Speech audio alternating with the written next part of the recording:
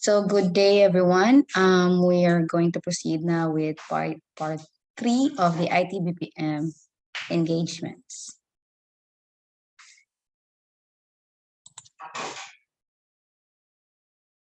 So the IT BPM financial. So we're going to discuss now what are the financial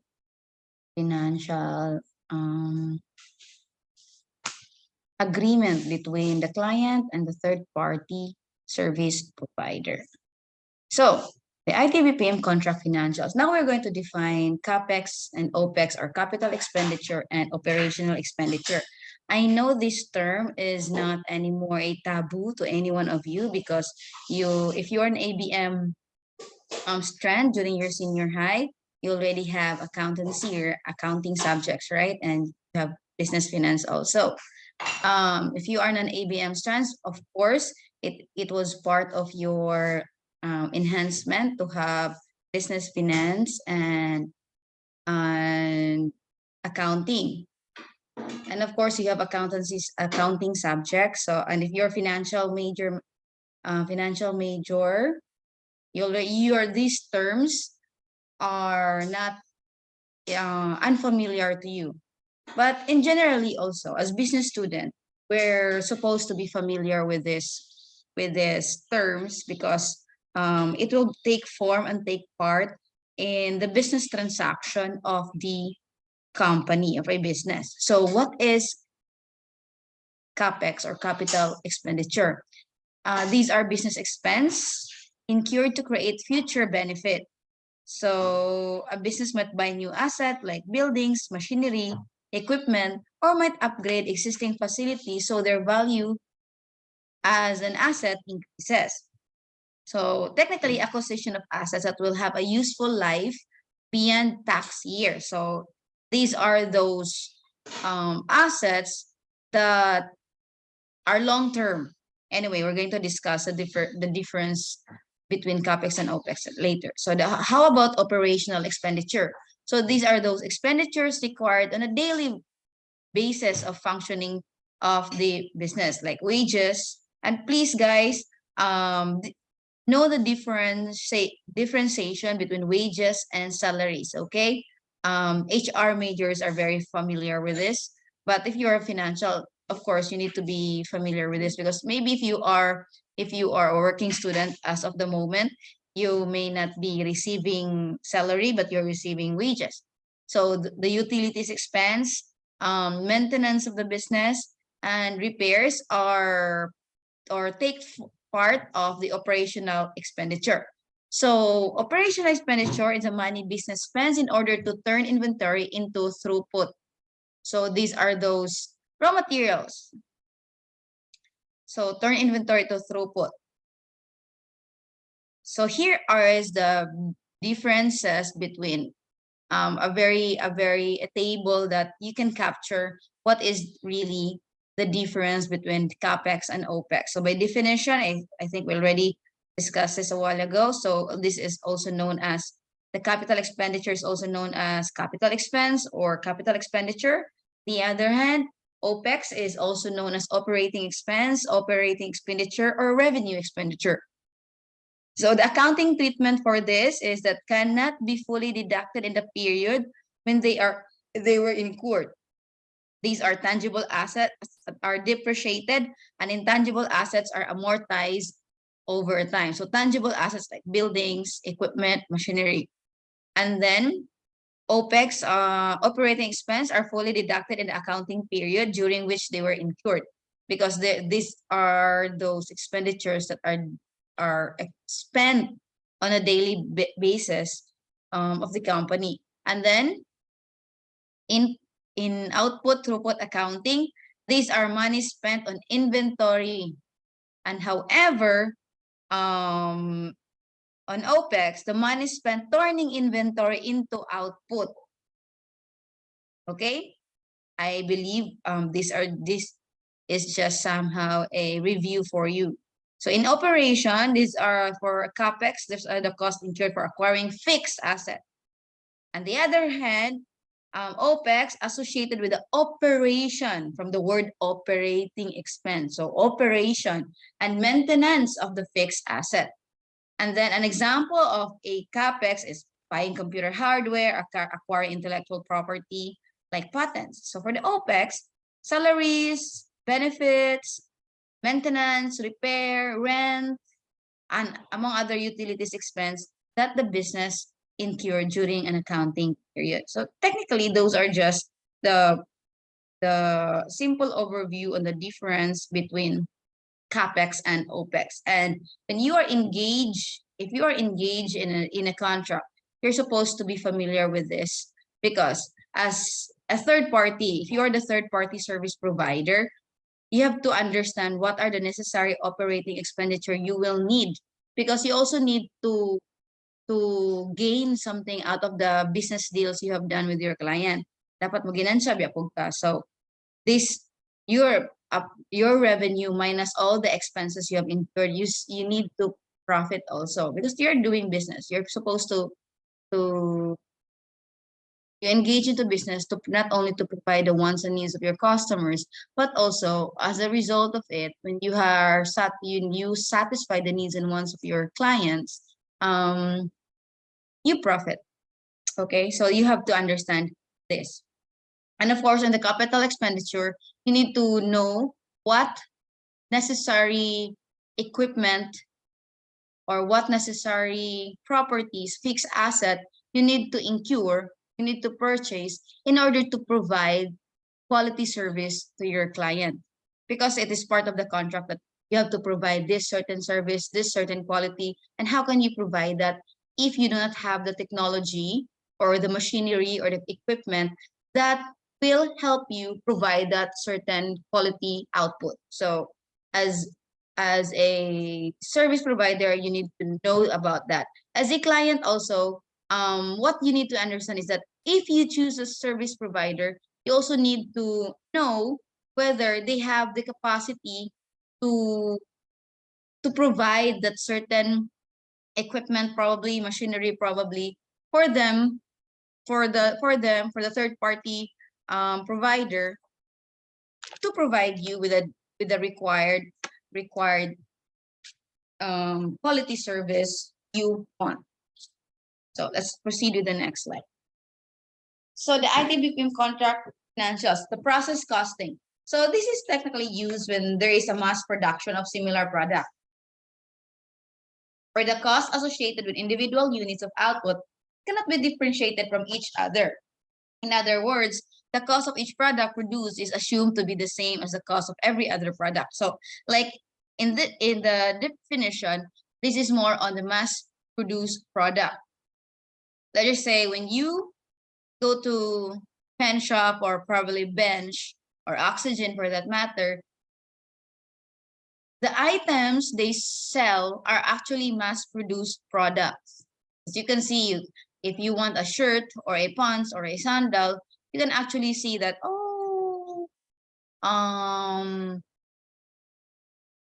the price of a medium or a large or an XL sometimes do not differ. They have sometimes, not always, but sometimes they don't differ. They have the same price, right? You have tried. And then shoes. When you buy a size 6 or a size 7, the price actually do not differ because these are mass produced. Or medicines. Whether you buy thousands of packets of medicines, is just the same price, because the cost associated with individual units of output cannot be differentiated from each other because pareho naman sila. It's the same when you actually if you have tried during your elementary or probably high school days, when your parents or your aunties lets you sell peanuts or yema probably, and then the price does not differ because they know that one pack of peanuts is the same price with the other, because they consider the mass produced, the cost of the production is the same. So under this concept, costs are accumulated over a fixed period of time. Then they have to summarize it and allocate it to all the units produced during that period of time on a consistent basis. So that is process costing. And then labor cost, the cost of wage paid to workers during an accounting period on daily, weekly, monthly, or job basis plus payer and related taxes and benefits if any. So compensation, to give you the what is this, but actually some of you, if you have higher management subject, you're familiar with this. Compensation is in the form of salary or wages for service rendered by employees. You're given wages if your output, if you're paid per output. It's like if you make one cell phone, if you're the business or the company you're working with is creating cell phones, if you can assemble a cell phone, a single cell phone in one day, you are, let's just say, paid 500 pesos every cell phone you have assembled per day. So if you can assemble 5 cell phones per day, then 5 times 500, and that will be your wage for that day. However, if you're talking about salary, this, regardless of your output per day, your salary does not change. Just like what we have in our institution, where I am working, we are not given wage, but we are given salary. So regardless of holidays in a certain month where we don't need to go to the office, we are still given the same amount of salary per month. Let's just say my salary per month is 10,000, and there are 3 holidays during during a certain month, and the 3 holidays falls on a weekdays. So at the end of the month, they do not deduct 3 days out of my salary. They still give me the full amount of my salary, even if I did not work for 3 days because of holidays.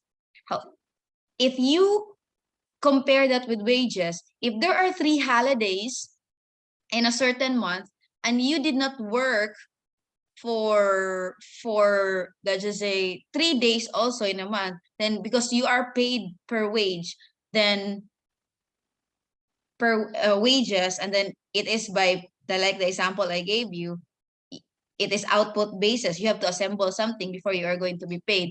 Then you are not going to be paid for 3 days because you did not have an output for 3 days. So that's the difference between salary and wages. And then benefits, there are 2 types required by the law actually, SSS and pag-ibig or HDMF. I think that's one. I think it's SSS and that one. Sometimes company do not give PhilHealth, but they give SS. This is for private, guys. If you're an irregular employee, of course they give you SSS, pag-ibig, and PhilHealth. Other private company, aside from PhilHealth, they provide another insurance on top of PhilHealth. So it depends. So bonuses given based on what employees has done. So bonuses are either performance, in terms of performance, if you are doing great or your output has been great during a certain period, a quarter, probably on a year, you are given bonuses. And when you are talking about, you might probably, hello, wala lagi ito nakatawag Christmas bonus itong last time, itong December. So some bonuses like Christmas bonus, it's not based on performance, guys. It is the discretion of the company to give such or that type of bonus. So, but there are also bonuses that companies give if you are doing well, like example, in you're performing well, or performance bonus for that matter. And if the performance bonus is probably it's part of their policy, that's why they give performance bonus. Incentives are provided to motivate employees.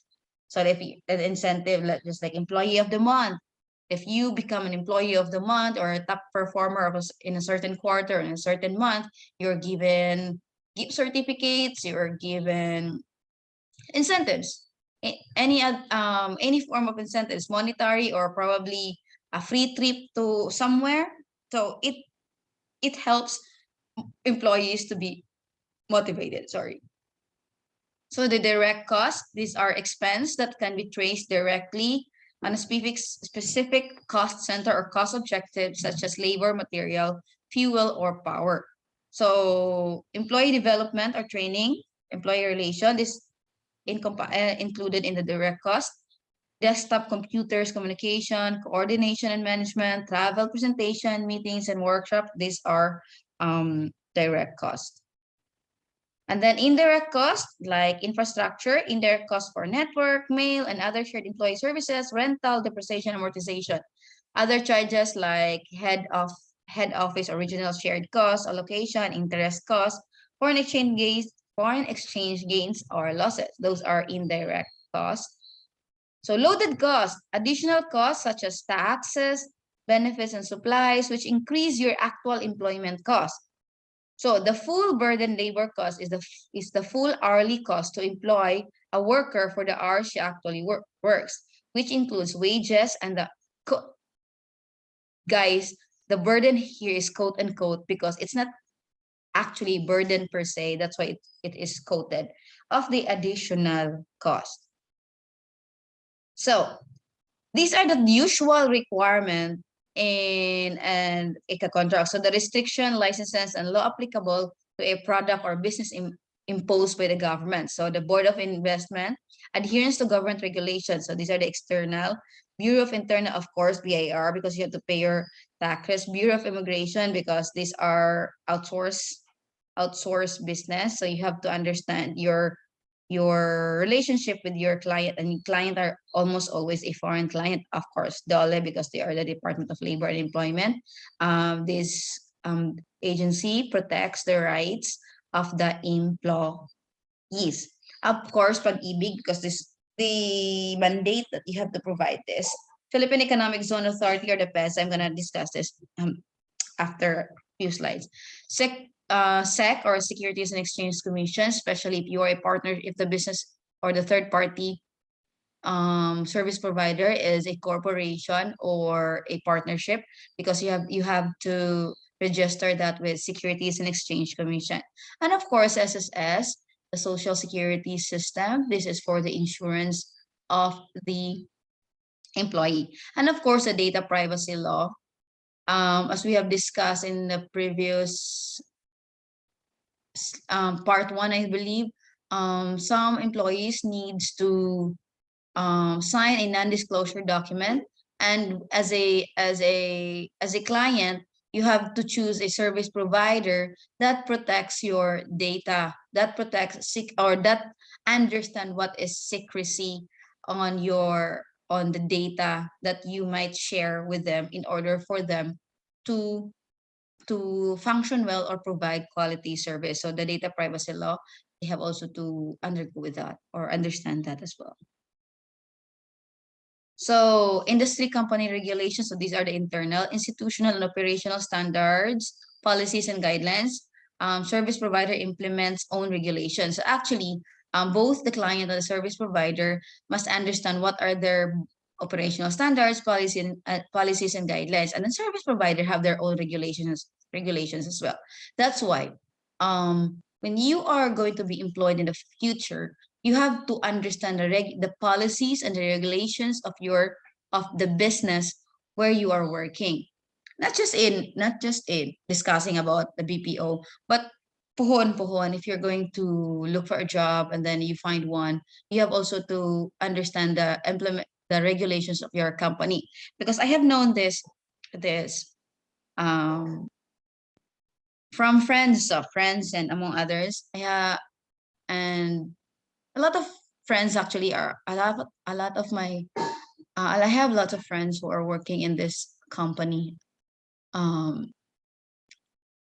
As part of the regulation, because they're providing a certain product, as part of the regulation, they're not supposed to purchase the same product they are offering from another company or from from another business.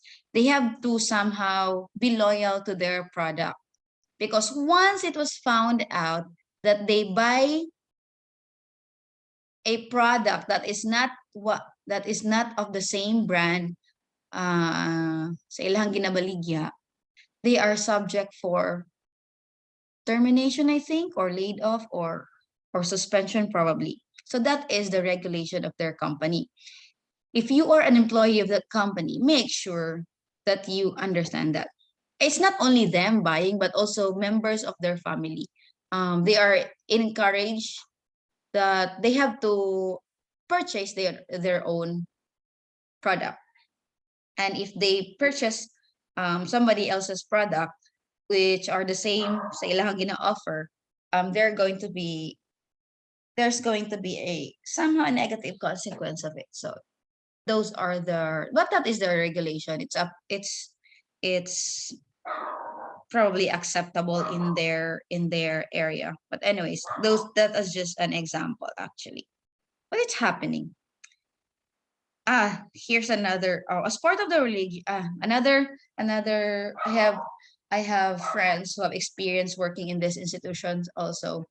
As part of their regulation, as part of their policy, they're supposed to use the undergarments provided for them by the company. They're not supposed to use any other undergarments that they prefer. So, and when they enter to the workplace, a security personnel will check their undergarments if they are really using the undergarments of the company. So that is actually their policies. And probably it works for them. Probably they have underlying reasons why they do that, or that is probably for security purposes. So anyways, if you're going to work in the future, you have to understand their policies and guidelines also, so that it will not make you, or it will not create problems in the future. So that's internal, that's not external. It's an internal regulations of a company or an industry. So next, like I said, so another BOI requirements, a DTI, because if you're a sole proprietorship, you have to register in the DTI, or any business should register in DTI. And not only for implementing for legal requirements, but also to make sure that you don't have the same name, because if you use the same name with other company, and you have the same name like with other companies, DTI will not allow you to do that, because you might be sued by the original holder of the name of that company. So SEC registration, if you're a corporation, branch office, regional headquarters, and the likes. Audited financial statements and income tax returns for the past 3 years, if applicable. Board resolutions and authorized company representative, accomplished application form 501. This is the legalities actually of in It Bpm. These are their usual requirements, but it has improved now with probably as society improves, as business improves, there are probably a lot of other requirements already needed. So these are just the usual.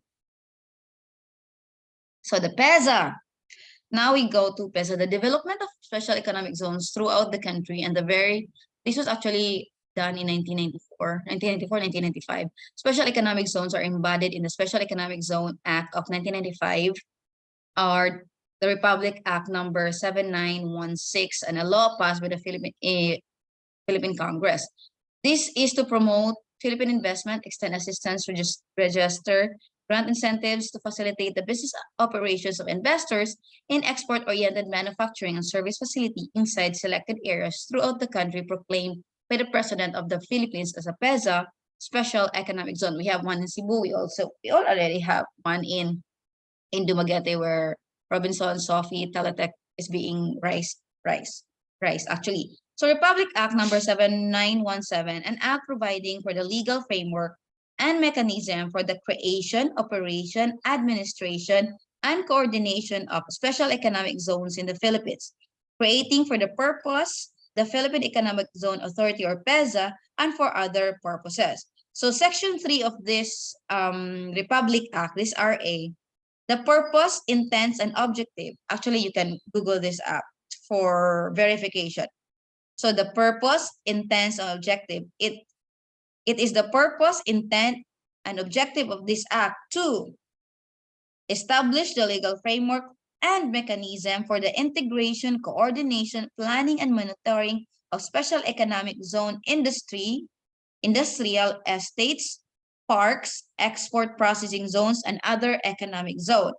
Second, to transform selected areas in the country into highly developed agro-industrial, commercial, tourist, banking, investment, and financial centers where highly trained workers and efficient service will be available to commercial enterprise. Third, to promote the flow of investors, both foreign and local, into a special economic zone which would generate employment opportunities, and establish backward and forward linkages among industries in around the economic zones. Fourth, to stimulate the repatriation of Filipino capital by providing attractive climate and incentive for business activity. That's why pays salaries in an economic zone is very, very attractive actually, guys, compared to some non-economic zone businesses. Fifth, to promote financial and industrial cooperation between the Philippines and the industrialized countries through technology-intensive industries that will modernize the country's industrial sector and improve productivity levels by utilizing new technological and managerial know-how.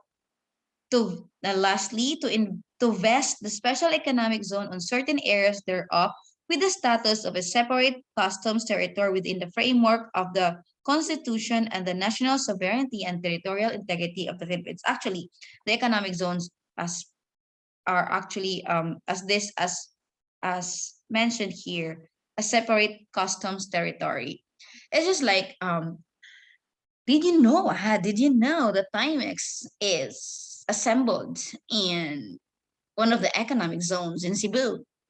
So here's the irony. So Timex is assembled in Cebu. Timex will go back to its mother company. Will be that term I'm gonna use is exported because it comes from the Philippines. So it's gonna be it's going out in the Philippines and then it comes back in the Philippines and mas mahal na siya. Okay, the purpose is dili man siya pwede diretso nga gibaligya na siya gigama sa economic zone sa PEZA, one of the economic zone in Cebu. Gigama siya dito yung idiretso siya baligya sa market kay dili man na siya mao ang balaod nga nag-govern niya because the PEZA is created for lahi po ng ihang regulation dira. So they have to abide with that.